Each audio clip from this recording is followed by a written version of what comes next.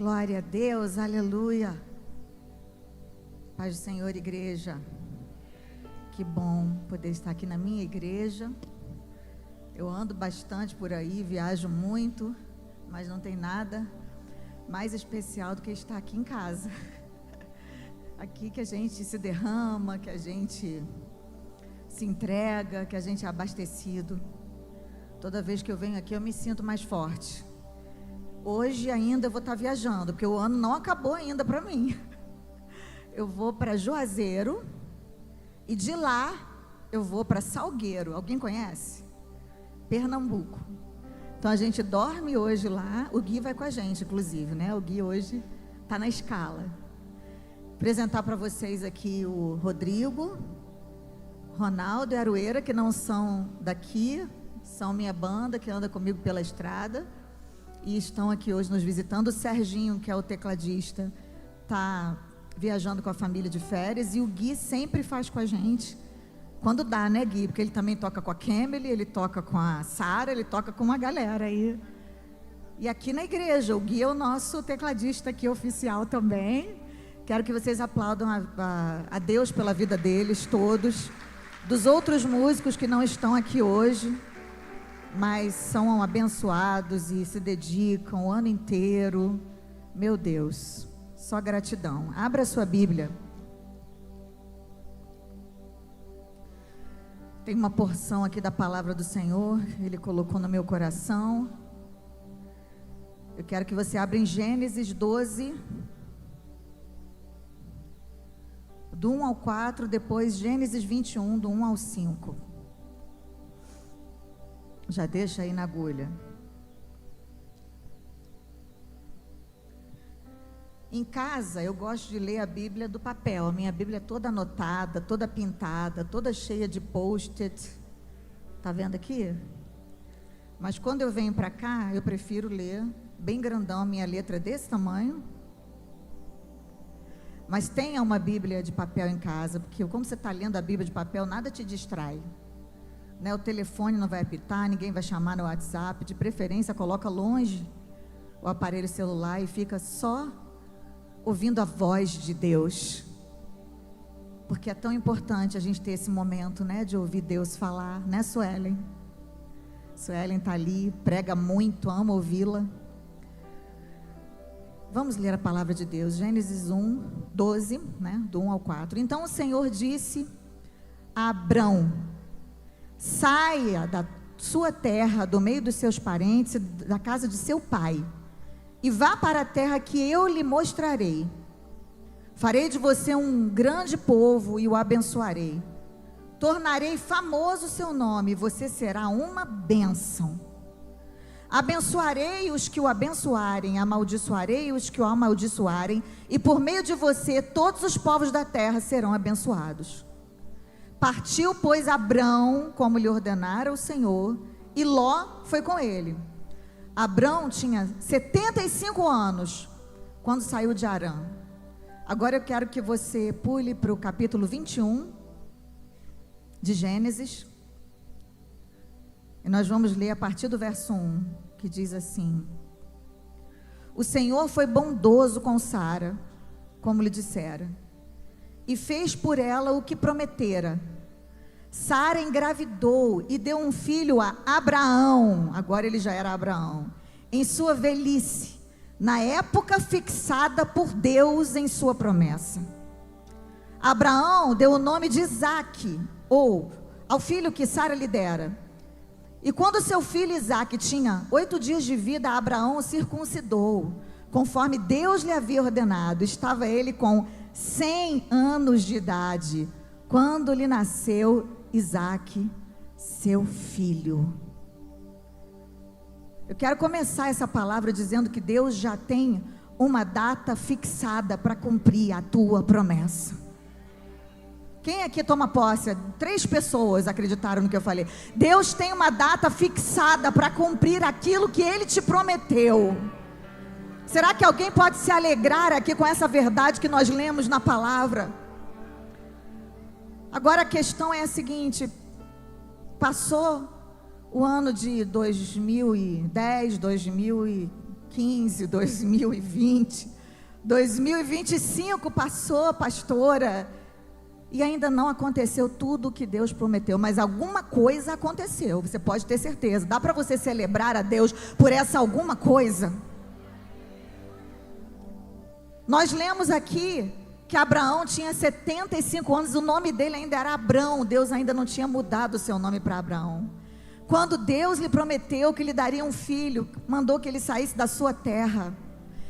A terra de Abraão, para vocês entenderem, era uma terra, Ur dos Caldeus, era uma das grandes cidades da antiga Suméria. Por volta do ano 2000 a.C., a história diz que foi um dos centros mais importantes da civilização mesopotâmica. Lá era uma cidade estabelecida. Em Gênesis 11:31, nós sabemos que esse é o local de origem de Abrão, que depois se tornou Abrão, Ur dos Caldeus. Um povo que mais tarde formaria nada mais, nada menos do que o Império Babilônico. Então ele não saiu da roça, do fim do mundo, de onde Judas perdeu as botas, para ir tentar a vida num lugar melhor. Ele saiu de um lugar melhor, um lugar estabelecido, um lugar consolidado, para tentar a vida num lugar que não existia.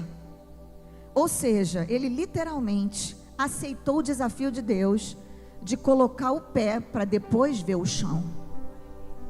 Mas essa é a vida de quem caminha com Deus.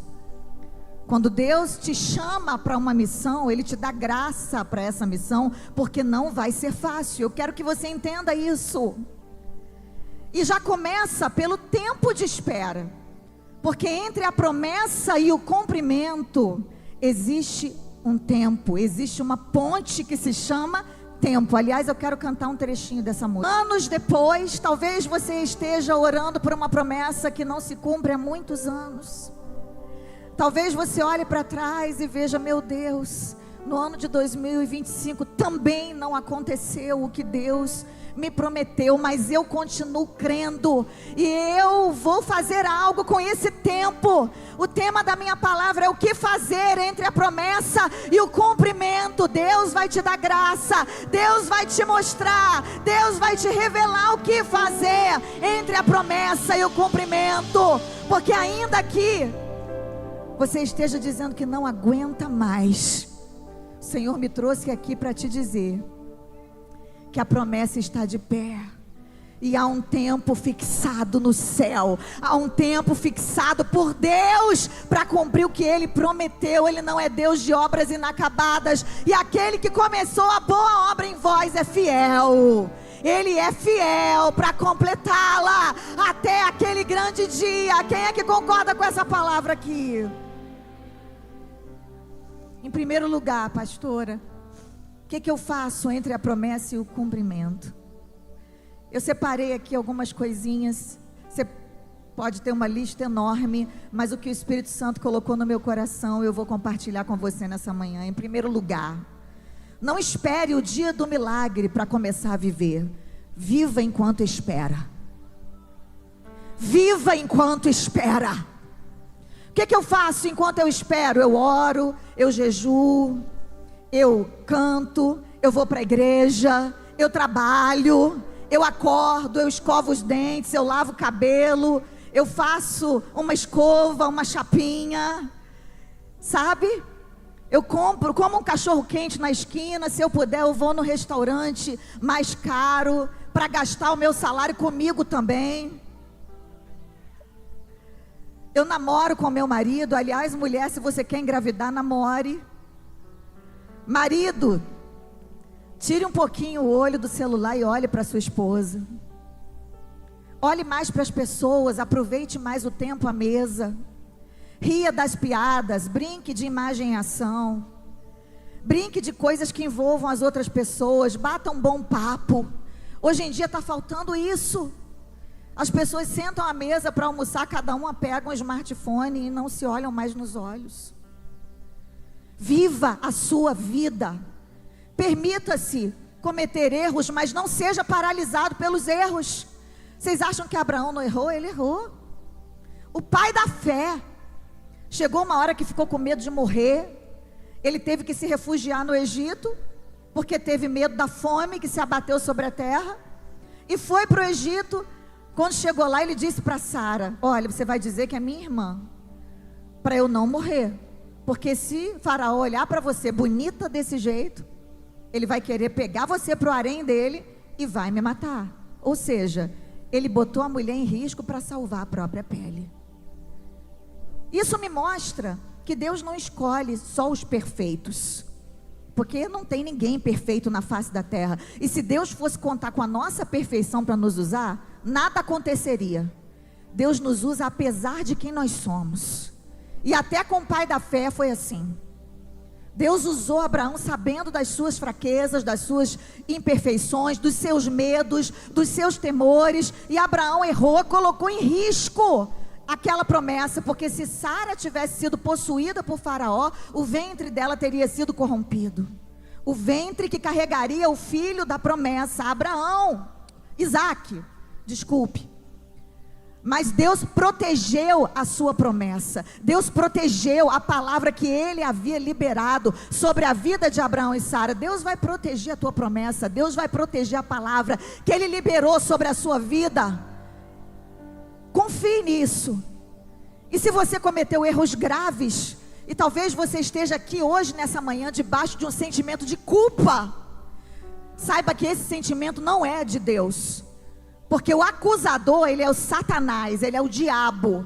Ele vem para roubar, matar, destruir. Ele é o ladrão da nossa alegria. Ele quer roubar as ovelhas do aprisco. E a culpa é uma das ferramentas que ele usa para tirar a nossa paz, para tirar a nossa conexão com Deus. Se nós focarmos na culpa, nós não vamos focar na palavra, nós não vamos focar no poder da oração, nós não vamos nos conectar com Deus que perdoa pecados.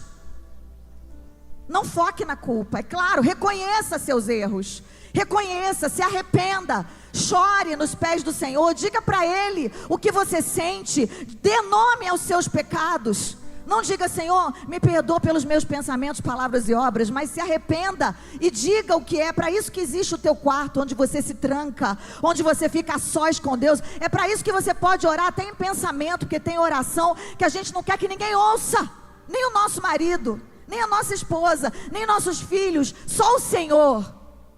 Então entra no teu quarto, fecha a porta do teu quarto, fala com Deus que te ouve em secreto. O Deus que te ouve em secreto vai te recompensar. Com o quê? Com a presença dEle. Com a presença dEle gloriosa, que vai entrar no teu ambiente, que vai mudar a atmosfera. É uma coisa tão grandiosa o que Jesus fez por nós na cruz. Porque na hora em que você se arrepende, instantaneamente o teu pecado é perdoado. Você está entendendo o tamanho do milagre que Jesus operou nas nossas vidas? Ele nos deu acesso a Deus, Ele nos deu acesso àquilo que é eterno, Ele nos deu acesso ao perdão, a essa conexão divina. E Abraão estava aqui sendo usado por Deus, para que do ventre de Sara saísse Isaac, de onde posteriormente viria Jesus Cristo, nosso Senhor e Salvador, dessa linhagem que Deus estabeleceu lá atrás. Isso aqui era muito maior do que realizar o sonho de uma mãe estéril. Você está entendendo? Que os teus milagres, as tuas promessas, elas são muito maiores e muito mais abrangentes do que os teus desejos pessoais. Tem a ver com as futuras gerações, tem a ver com as pessoas que você alcança. Não limite a sua promessa apenas ao seu sonho pessoal, porque ela é muito maior do que isso. Deus tem compromisso com a promessa que Ele te fez. Pastora, mas o que eu faço? Está demorando essa promessa. O que eu faço entre a promessa e o cumprimento? Você vive a vida, você pede perdão, você perdoa, você segue em frente, você cai, mas você se levanta, você não fica prostrado. A Bíblia diz que 7 vezes cairá o justo, mas não ficará prostrado. O Senhor é aquele que o levanta, o Senhor é aquele que nos mantém de pé, o Senhor é aquele que nos perdoa, que nos capacita e que nos faz seguir em frente, vivos, para que vejamos as promessas que Ele mesmo nos fez.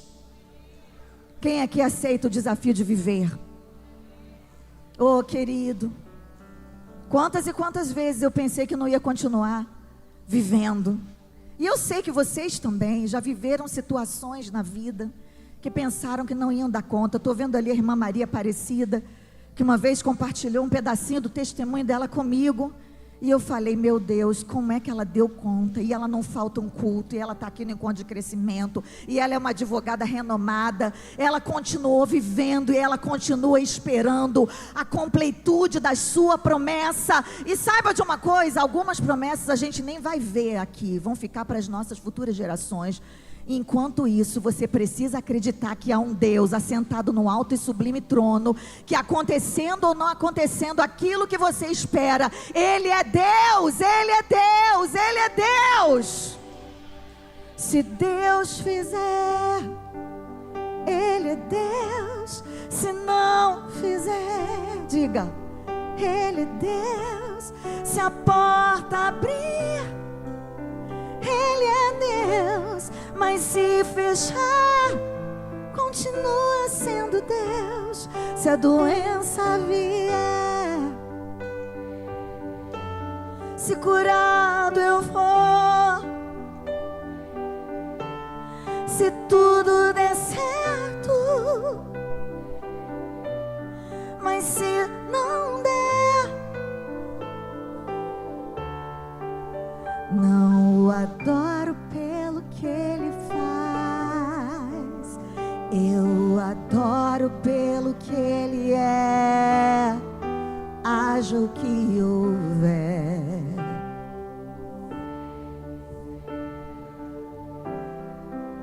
Diga isso com convicção, diga.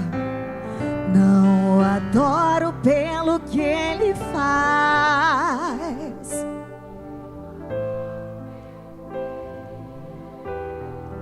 haja o que houver, sempre será Deus. Eu quero que você repita comigo assim: haja o que houver, o diabo não vai roubar de mim o privilégio de viver para ver a minha promessa acontecer.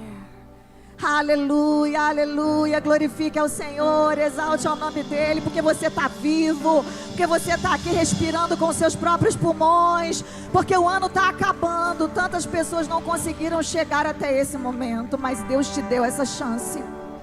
Então você tem responsabilidade com esse tempo, porque o tempo é a moeda mais preciosa que Deus te deu.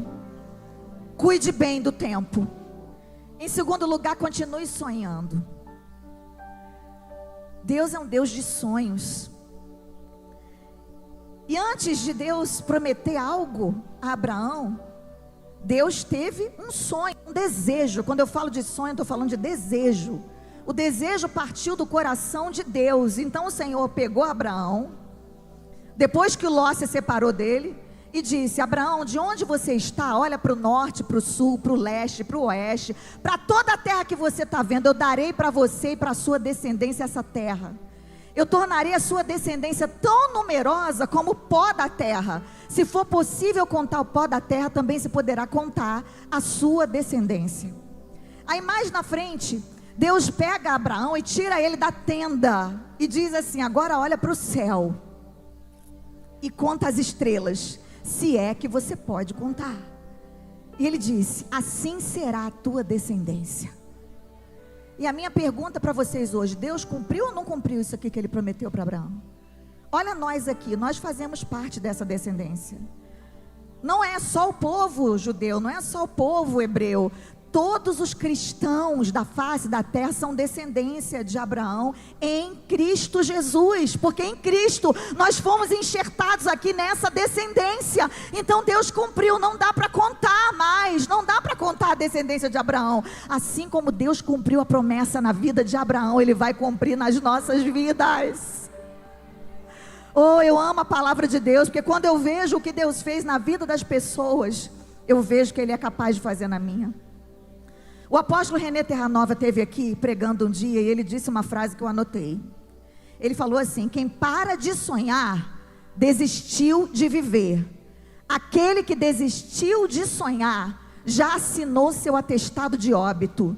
Deus é o mestre dos sonhos. Você tem direito de sonhar. Sonhe grande, sonhe alto.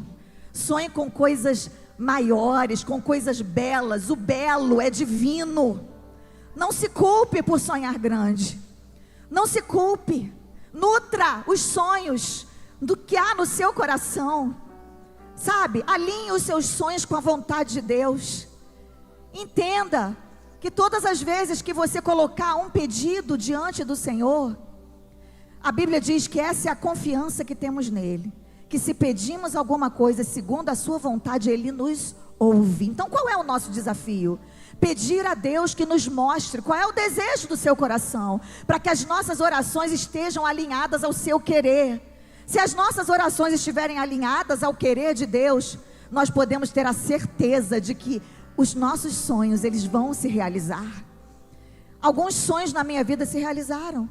Alguns que eu nunca imaginei, que eu nunca nem sequer sonhei, se realizaram. E quando eu olho, eu vejo infinitamente mais de Deus na minha história, na minha trajetória. Mas houve momentos em que eu pedi e não aconteceu como eu queria. Claro que houve. Houve momentos em que eu fiz uma oração, em que eu clamei, eu chorei, eu jejuei, eu busquei, mas a resposta de Deus foi: não vai ser como você quer. Não vai ser desse jeito, não é essa oração que eu vou atender, mas eu vou te dar graça para suportar o não. Eu vou te dar graça para viver um milagre de cada vez, um milagre a cada dia. Na verdade, você vai ser um milagre nas minhas mãos. Eu quero que você entenda que haja o que houver, o seu sonho se realizando ou não, você já é um milagre nas mãos de Deus. E não permita que ninguém te diga o contrário. Aliás, evite caminhar com pessoas que nunca acreditam nos seus sonhos. É você quem tem que contagiá-las com o seu otimismo. Você já reparou que tem gente que senta do nosso lado e começa a dar para trás em tudo o que a gente diz que vai fazer? Você já viu gente desse jeito? Então não é para você cancelar essas pessoas, é para você contagiar essas pessoas com o seu sonho. Você diga para elas, para essas pessoas, para esses amigos, né? Que eu não sei se são amigos, mas essas pessoas que estão próximas, diga assim: Deus é um Deus sonhador e eu sou filha de Deus. O DNA de um sonhador está dentro de mim. Eu não vou parar de sonhar, eu não vou parar de acreditar. Eu sou uma pessoa que sonha os sonhos de Deus para a minha vida e para essa geração. Toma posse dessa palavra. Toma posse dessa palavra. O meu marido falou hoje aqui, ainda tem 10 dias para acabar o ano, mas eu quero que você entenda que se Deus não realizar nesses 10 dias, Ele vai realizar no próximo ano e no outro também, porque os sonhos de Deus, eles não têm fim. Tem até uma música: os sonhos de Deus não tem fim.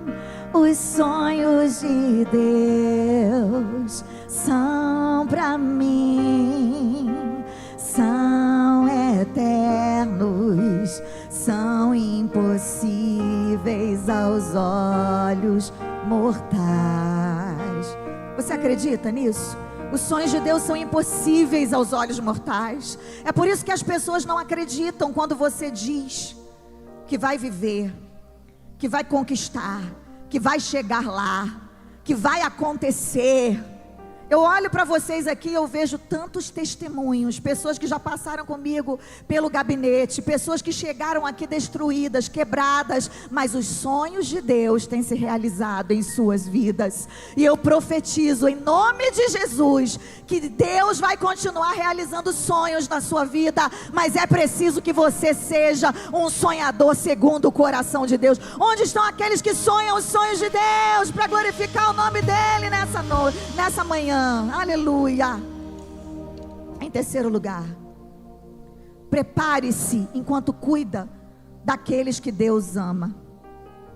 Quem são? São as pessoas. Cuide de gente, inspire pessoas nesse intervalo entre a promessa e o cumprimento. Não fique de braços cruzados esperando o que Deus vai fazer por você. Faça algo pelos outros. Faça algo por alguém.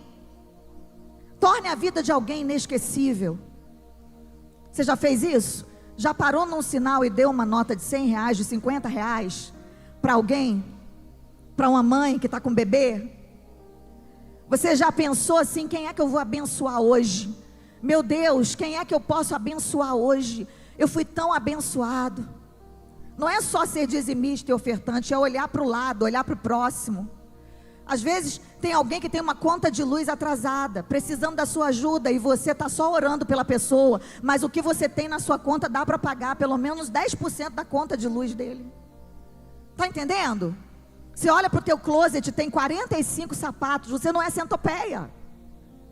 Pega ali pelo menos uns 3 pares e dá para a irmã, que você está vendo que está com o sapato gasto, furadinho, mas faz com muita discrição e com muito amor.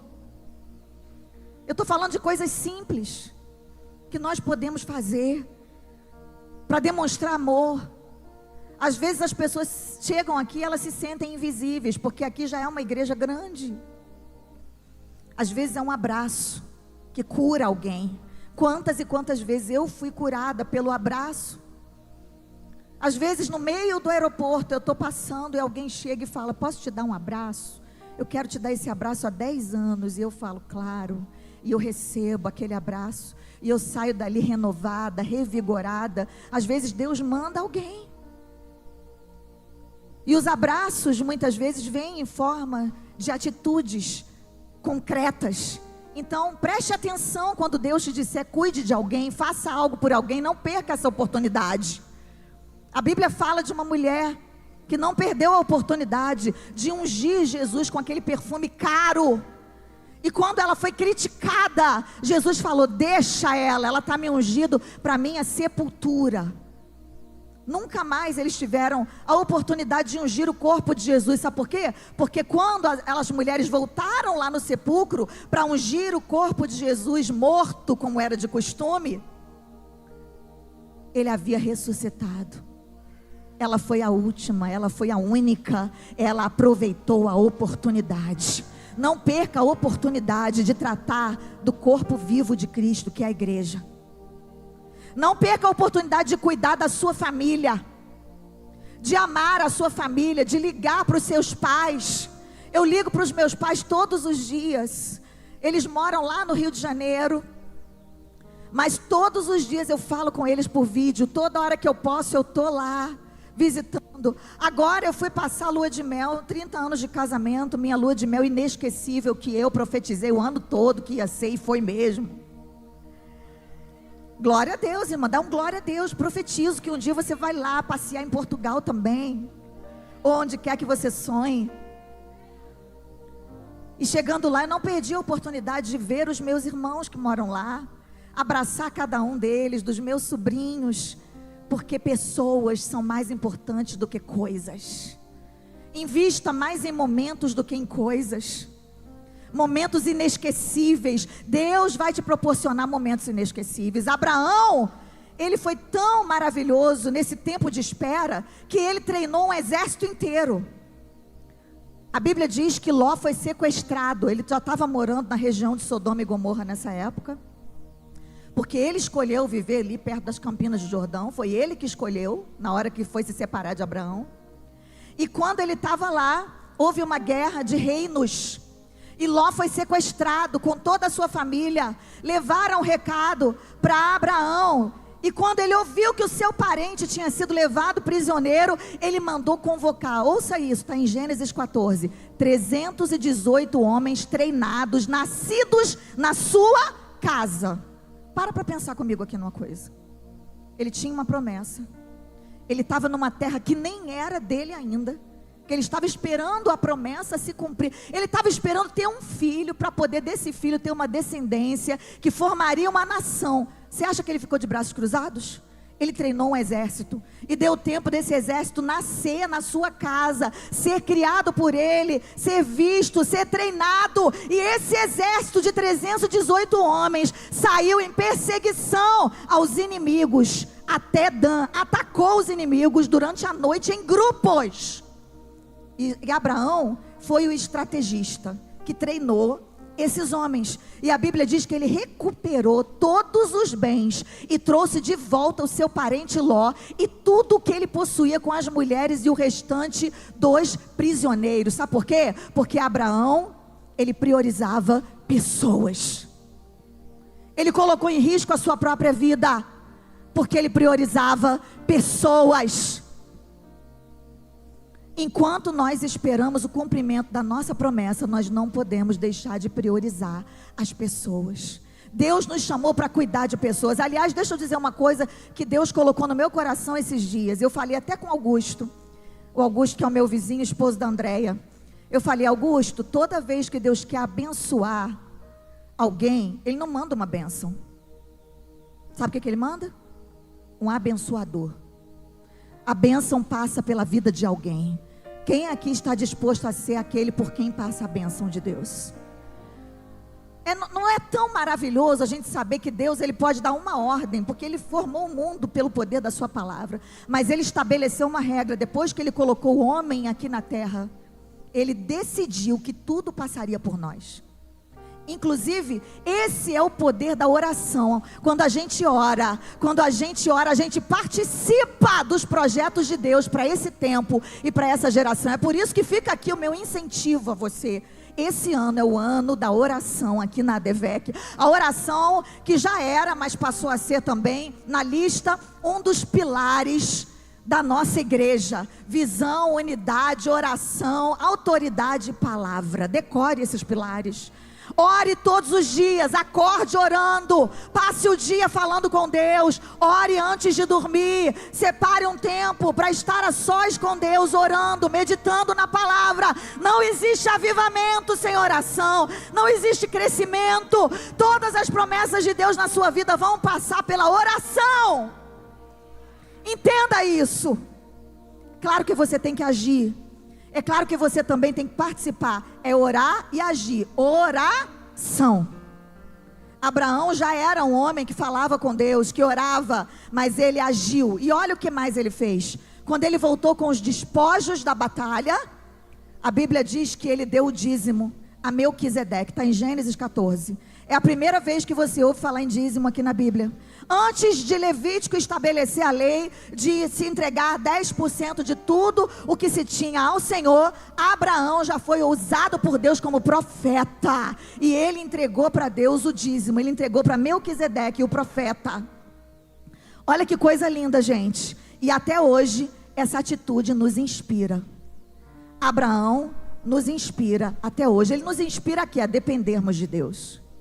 Ele nos inspira a acreditarmos que Deus é o dono de tudo que temos, que tudo que temos vem dele e é para ele que nós entregamos.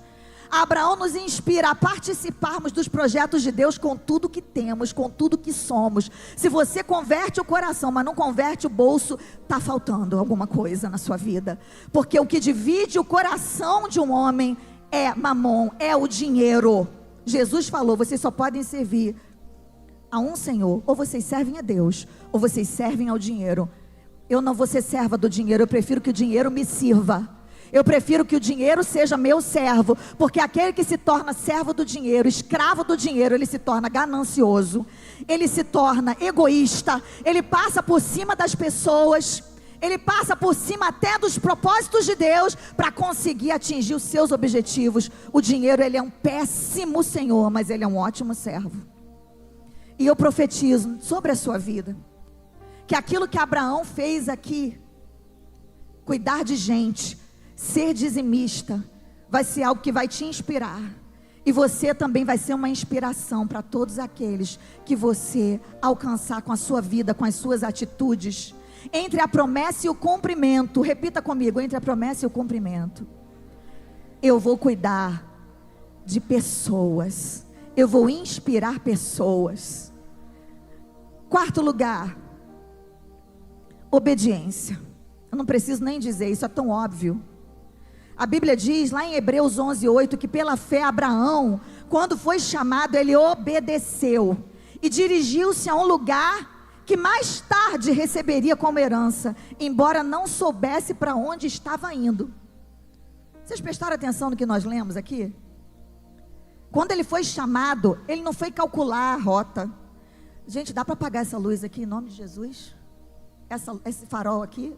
Como um farol que brilha. Eu estou ceguinha. Pela fé ele obedeceu e dirigiu-se a um lugar que mais tarde ele receberia. Alguém tem promessa aqui? Você está entendendo o que Abraão nos ensina? Quando a gente recebe uma promessa, a gente precisa estar disposto a obedecer o GPS de Deus. É do jeito dele, não é do nosso jeito. E o método é dele. Está aqui o método, ó. É a palavra de Deus, que é poderosa, que é viva, que é eficaz, que nos transforma. Amados, a desobediência nos torna muito parecidos com o diabo. É a porta de entrada para o pecado. A desobediência.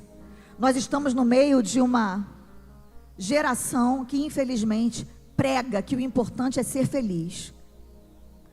E é uma idolatria da felicidade própria, mesmo que essa felicidade triture todos aqueles que nos amam. Você já parou para ouvir o discurso que o diabo colocou na boca dessa geração, que nem eles conseguem sustentar? Porque como é que um filho, como é que um jovem, um mancebo, como diz a palavra, purificará o seu caminho, observando segundo a tua palavra? Então, se o caminho de um jovem, de uma criança, de um adolescente, de um crente, seja qual for a idade dele, não for segundo a palavra de Deus, esse caminho está corrompido, esse caminho se torna pesado, contaminado, sujo, angustiante e vazio. E é isso que o diabo quer fazer com a vida das pessoas. E a porta de entrada para isso é a desobediência. Deus está chamando um povo obediente, porque a obediência gera autoridade. Aonde você pisa, se você é obediente, você tem autoridade. Você abre portas, você tem uma chave na mão, uma chave que abre portas onde não tem parede, uma chave que abre portas aonde quer que você esteja. A obediência te dá autoridade para você subir aqui no altar e ministrar. Eu não ouso subir aqui para falar de dízimo e de oferta se eu não entregar uma oferta ao Senhor. Eu nunca jamais vou para a igreja sem levar uma oferta de adoração a Deus, porque eu prego isso, eu tenho que viver isso. Eu não posso falar de submissão ao marido se eu não me submeto à direção do meu marido. E não confunda, mulher, submissão com humilhação. A submissão é em amor, porque você entende que o seu marido é o sacerdote do seu lar, e se ele não for crente, você santifica ele, com a sua oração, com a sua vida de devoção a Deus. Marido, a sua missão é maior, é amar a sua esposa, é uma ordem, você tem que obedecer, a ponto de dar a vida por ela. Ou seja, se alguém aponta a arma, você se coloca na frente, você defende, você ama, você trata com dignidade, com honra, com cuidado. Tem marido que não é tão carinhoso, é verdade, não dá para ficar demonstrando, dando aquilo que você não recebeu. Não foi criado cheio de beijinho, cheio de abraço, não é muito de beijo, de abraço, mas ele é de demonstrar, ele é de ter atitude. Meu sogro era assim, ele não era de ficar beijando e abraçando a irmã Maria. Foi criado órfão pelas tias, teve uma vida muito difícil, mas ele não perdia uma oportunidade de fazer tudo que a Maria quisesse. E a Maria arrancava tudo dele, né, amor? Tudo ela arrancava dele. Se você queria pedir alguma coisa ao pastor José Santos, não precisava ir direto nele, bastava ir na Maria. A Maria tinha sabedoria, porque ela era obediente a Deus. Quando você é obediente, Deus te dá sabedoria para aguentar o tempo entre a promessa e o cumprimento. Eu quero que você declare: Senhor, eu vou ser obediente nesse tempo. Eu não vou fazer do meu jeito, eu não vou querer dar um jeitinho, eu não vou querer fazer do meu modo. Sara tentou dar uma ajudinha para Deus. Deus falou que ela engravidaria do filho da promessa, mas ela foi lá e deu a concubina para Abraão. Gente, ela agiu como uma tola nesse momento. Até hoje a gente vê o reflexo dessas guerras, dessas brigas de gerações, mas mesmo assim Deus não desistiu dela. Lembram que eu disse para vocês? Deus não desiste da gente apesar dos nossos erros. A promessa permanece de pé. Então, se você agiu em desobediência em alguma área da sua vida até hoje, isso vai mudar agora. Isso vai mudar hoje. A sua postura pode mudar hoje mesmo, nessa manhã. Você pode sair daqui com uma nova convicção no seu coração de ser obediente a partir de agora nessa área. Seja qual for a área em que você tem falhado, entre a promessa e o cumprimento, você vai ser obediente em nome de Jesus. O que eu faço enquanto eu espero a minha bênção? O que eu faço entre a promessa e o cumprimento? Diz para alguém aí: ame mais, querido. Mais amor. O amor sempre vence. E o amor incondicional não é fácil, gente. A gente quer amar quem a gente gosta. A gente quer amar o nosso grupinho, a nossa panelinha. Mas Deus te chamou para amar aquela pessoa chata. Chato, xiita, chato. Que Deus ama. Deus ama todos. Porque Deus vê o coração. Porque Deus não tem filhos preferidos. Deus tem filhos que até o preferem e o colocam acima de tudo, mas Deus ama a todos. Todos vão ter acesso a Deus em Cristo Jesus. E quando eu olho para a história de Abraão, eu vejo que ele foi um homem que ele amou a Deus, porque Deus o pôs à prova. E pela fé, Hebreus 11:17, olha o que diz, que pela fé Abraão, quando Deus o pôs à prova, ofereceu Isaque como sacrifício. Aquele que havia recebido as promessas estava a ponto de sacrificar o seu único filho, embora Deus lhe tivesse dito, por meio de Isaque, a sua descendência será considerada. E Abraão levou em conta que Deus pode ressuscitar os mortos e figuradamente recebeu Isaque de volta dentre os mortos. Você está entendendo o mistério? Isso aqui está em Hebreus 11, Hebreus contando a história de Abraão. O que eu vejo aqui, gente? Eu vejo Abraão não só como pai da fé, mas como pai do amor também.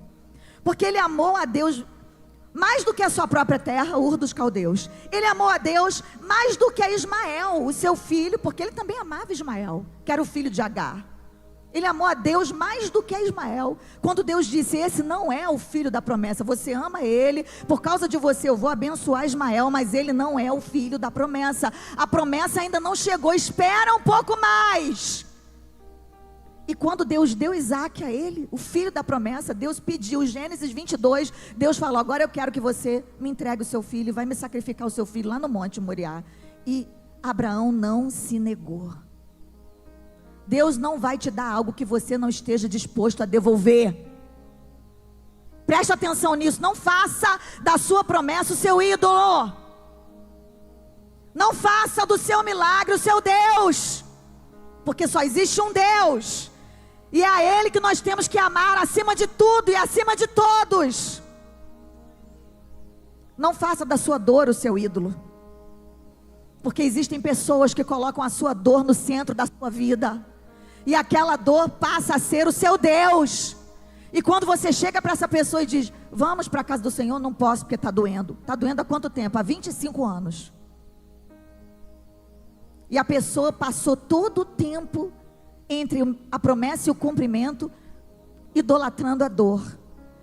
A jornada poderia ter sido mais leve. Querido, Deus está aqui para tornar a tua jornada mais leve. Jesus Cristo existe na tua vida para te dar graça, para que a tua jornada entre a promessa e o cumprimento seja mais leve. E eu estou falando isso aqui com a autoridade de quem tem vivido dias difíceis, de quem também está esperando uma grande promessa na sua própria vida.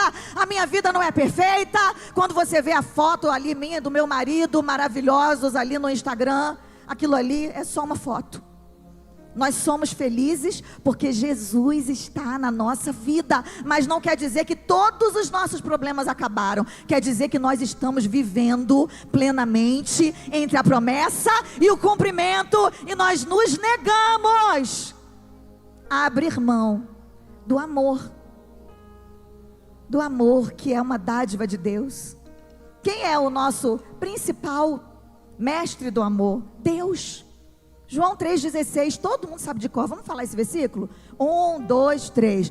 Porque Deus amou o mundo de tal maneira que deu o seu único filho, para que todo aquele que nele crê não pereça, mas tenha. Deus deu por amor. Eu estava lendo esses dias uma frase, eu acho que foi de Martim Lutero, numa Bíblia comentada pelo pastor Gesiel Gomes. Ele disse assim: Deus tinha só um filho e tornou esse filho um missionário por amor a nós. Por amor a nós. Você daria o seu filho pelo melhor crente dessa igreja? Eu não daria. Mas Deus deu o seu filho pelo pior pecador na humanidade. Então, entre a promessa e o cumprimento, repita comigo: eu vou amar mais.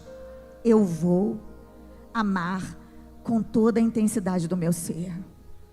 E em último lugar, seja um adorador extravagante. Adore a Deus. Entre a promessa e o cumprimento, eu vou ser um adorador, porque a adoração está no meu DNA. A Bíblia diz, Romanos 4,18, olha o que diz aqui sobre Abraão. Abraão, contra toda esperança, em esperança creu, tornando-se assim pai de muitas nações. Como foi dito a seu respeito, assim será a sua descendência. Sem se enfraquecer na fé, ele reconheceu que o seu corpo já estava sem vitalidade, pois já contava cerca de 100 anos de idade. E que também o ventre de Sara já estava sem vigor. Mesmo assim, ele não duvidou, nem foi incrédulo em relação à promessa de Deus, mas foi fortalecido em sua fé. Fazendo o quê? Reclamando? Fazendo fofoca? Foi o que ele fez? Ficando em casa, trancado no quarto, debaixo do edredom, sem escovar o dente, nem tomar banho?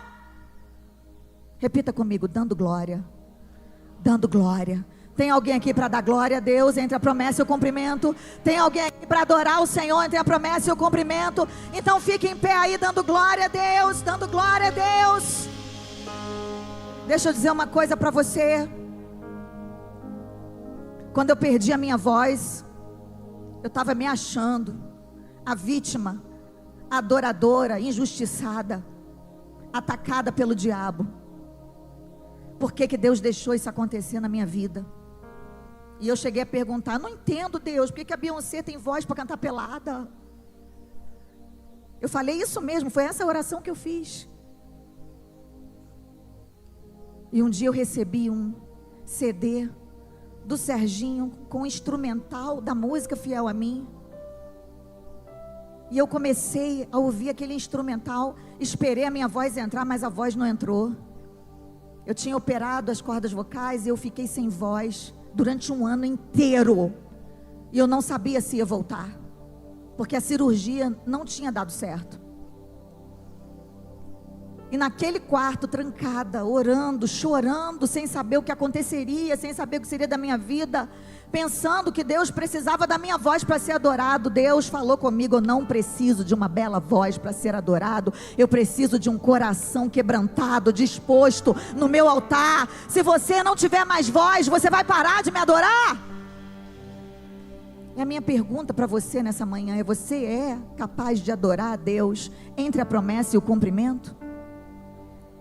Você é capaz de adorar a Deus apesar do que ainda não aconteceu? Eu profetizo que ainda não aconteceu, mas vai acontecer, porque você está na presença de um Deus que tudo pode, que tudo vê.